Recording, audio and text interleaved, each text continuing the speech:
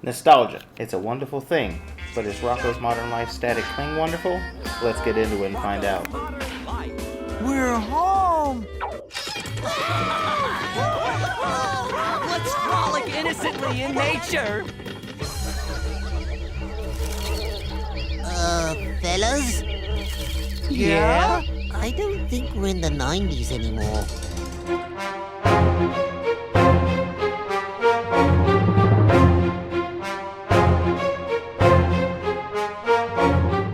What's up, Universe, and welcome back to the web's first must-see comic and nerd culture show. Welcome to Comic Universe, guys. I'm one of your hosts, as always, C-Dubs, and as you guys can see, I'm riding solo on this video. And guys, today on the docket, we are reviewing Rocko's Modern Life Static Cling. Rocko's Modern Life! Yeah!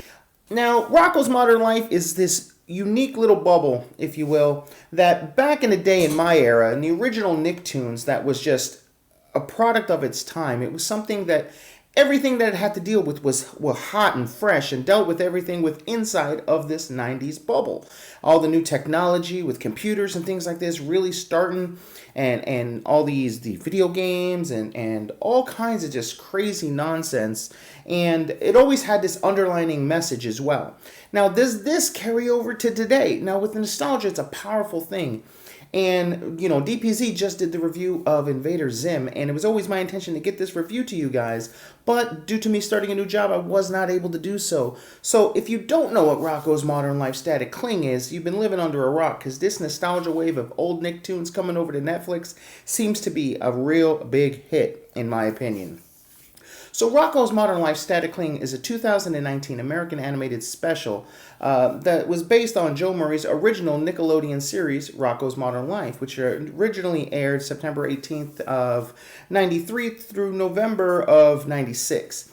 Now, in this special, we pick up right where the original show left off. In the original show, the season finale, Rocko actually got a rocket ship attached to his house and they took off into space.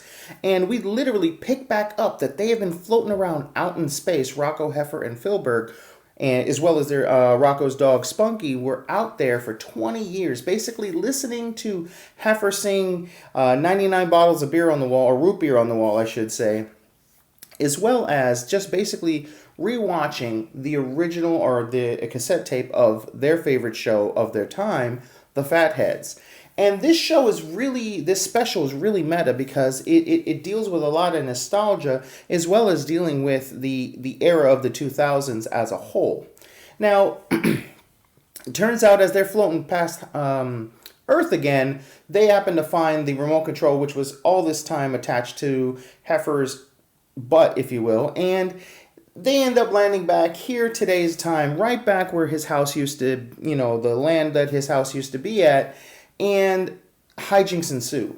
We get to see the way that they feel. They're just placed back into time, if you will. The world has gone on without them, and all this time they've been stuck in their own little bubble, just rewatching the Fatheads and loving the fact of the Fatheads. And little awesome, I got to give a big shout out to Netflix and Joe Murray here, the cassette tape of the Fatheads that they were watching that they put into their VCR.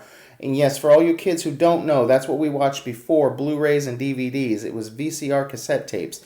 And all Nickelodeon movies came either green, which was very rare, but mostly orange, the color of the Nickelodeon logo. And when they put it in and it was orange, I just felt that huge nostalgia wave just hit me. Now, this show, or the special, I should say, or movie, though it is relatively short, only about 45 minutes, probably more so of an extended episode, if you will, kind of is a little cliche in its own right, too.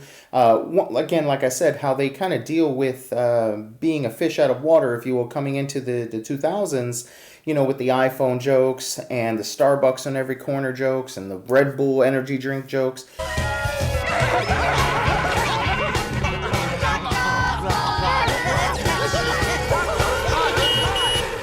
Check it out! I got the new iPhone 8!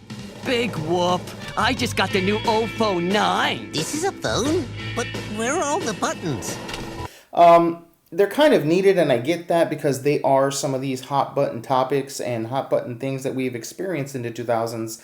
But anybody telling any story like this is going to kind of touch on those, and there was nothing really any different to them other than maybe the energy drink kind of mutating you. That might be the only kind of, oddball thing in there. Ready to get slammed?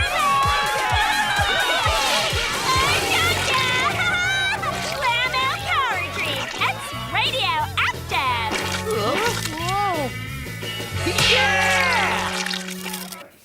But in addition to that, in terms of its meta-ness, we see that, or we find out that the Fatheads are no longer aired on TV, not even in syndication. And this really infuriates Rocko and makes Rocko all kinds of jittery and scared. Because it's kind of like a security blanket for him. For the past 20 years, that's all he's been able to enjoy and experience. Not to mention it was his favorite show prior to this. And all of us here in reality, we all experience the same thing with this huge nostalgia wave of everything coming back, including some of the new things. For instance, like Stranger Things has this huge nostalgic feel, and I feel like this is something that I watched when I was a kid, and I love it that much since my childhood. But even though it's truly something relatively brand new. But again, they know how to capture that nostalgia feeling of all those things like Goonies and stuff like that I loved as a kid, and are able to infuse that nostalgia factor into that show. And that's one of the things that makes that show so great. So it's kind of the same thing here, where that's all he wants, is he wants just the Fatheads to come back on the air. So that sets up the show moving forward.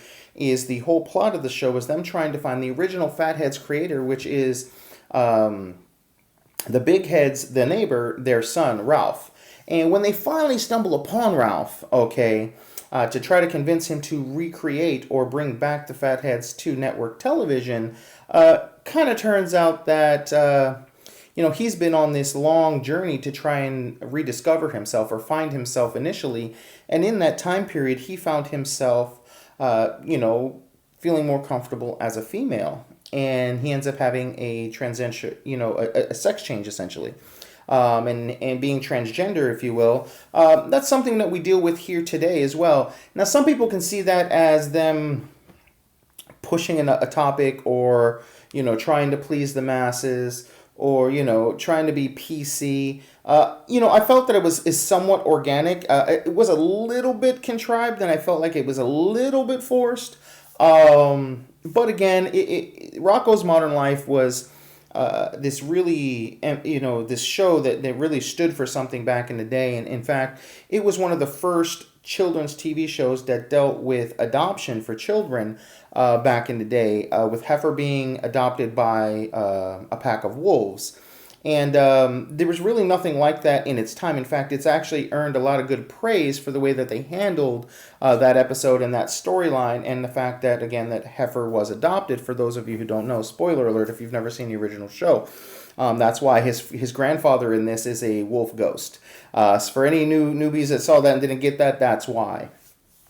So for the fact of them pushing the envelope and pushing the bar and planting their feet in the sand and trying to preach a message here, I've got to give some credit where credit is due, and it is something that this show would have done if it had continued. So though it may in some ways feel like it was a little shoved down your throat, just because it happens so often in the world where they have to change the sex of a character, or change the religion or color of a character or gender of a character. And sometimes it works out, sometimes it doesn't, and sometimes they're just doing it for the sake of doing it. Here, again, it was kind of a mixed bag, but overall I think it worked. So again, they convinced Ralph to bring the show back to network television, and of course, once it gets back on network television, it's not quite the same as he remembered it. So there was this really funny part that I myself am definitely guilty of, especially early on in comic book movies, if you will, when they first really started with your Spider-Mans and your mostly with your X-Men's, because that's my bread and butter. Anything that wasn't exactly as the way the comic book was, or even the cartoon, if it wasn't even as closest to the cartoon, I was like, this is not my X-Men, this was trash, this was that. And then over the years, I start to realize why they had to change things and why certain things were the way they were, why Wolverine wasn't 5'3", and things to that nature.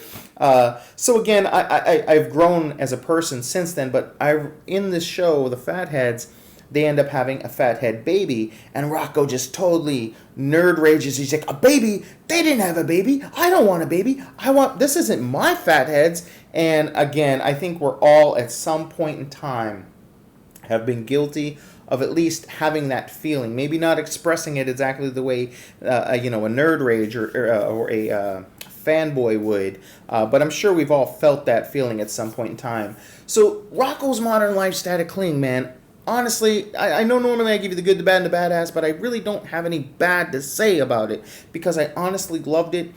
It left me wanting more, and I think there's so much more of the 2000s that we could experience with Rocko, being placed back into this time. So I'm hoping that, Netflix says, hey, this was such a big hit for us that and got such good reviews. Maybe we can bring Rocko back as a TV series on Netflix. And guys, if that's the case, I'm definitely super excited. We'll definitely be reviewing those episodes and checking them out and letting you know and nerding out together, guys. But overall, I got to give this a solid 5 out of 5. This has been one of my favorite movies so far of the year. I know it's really short and kind of hard to call a movie, but it is a movie special nonetheless. But guys, this was great. If you haven't checked it out, you're doing yourself a disservice. Go and check it out right away. I know it's been out for a couple of weeks, so probably most of you guys have already done it. I myself have already seen it twice. So guys, go out, check it out, enjoy it, love it, come back, let me know what you guys thought, guys. And until next time, don't forget to like, share, and subscribe on the video. Those thumbs up, guys. If you're watching the video and you even remotely like what we're doing here, just give us a thumbs up. We get a lot more views than we get thumbs up. We're not getting any thumbs down, so I appreciate that. But those thumbs up help us trend and will help us be able to grow the channel. And the more we're able to grow the channel, the bigger and better things, and the better we're going to be able to get and grow with you guys. And maybe we have a lot of good ideas, and I know I've just said this till I'm blue in the face, and platforms where I want to share and talk with you guys. However, again, without those likes, it's going to be really difficult for us to get to that point. So guys, give us a like if you like what we're doing. Also, suggestions, comments, videos, any ideas, anything you want us to review, let us know in the comments below. It's definitely going to spark, a fire under us to kind of give you guys the content that you guys are looking for. And always, guys, we have other social medias that you guys could check out. Just as a heads up, guys, I'm planning something big over on our Facebook channel. So if you're not following us there, I'm trying to bring back Saturday morning cartoons to us. And the only place I can really do that as of right now without, going through too much legal tape is really going to be over on our Facebook page. This past Saturday, we aired an entire episode of Mummies Alive, the first episode. It's just a test to see, and we had a lot of good feedback, and a lot of people watched it with us through a watch party where you can chat with us as well. So, guys, be on the lookout for that. We're bringing Saturday mornings back to you the best we can. And until next time, guys, I'm C-Dubs, and I'll see you in the universe. Peace. Peter Pan, that's what they call me. I promise that you never be lonely.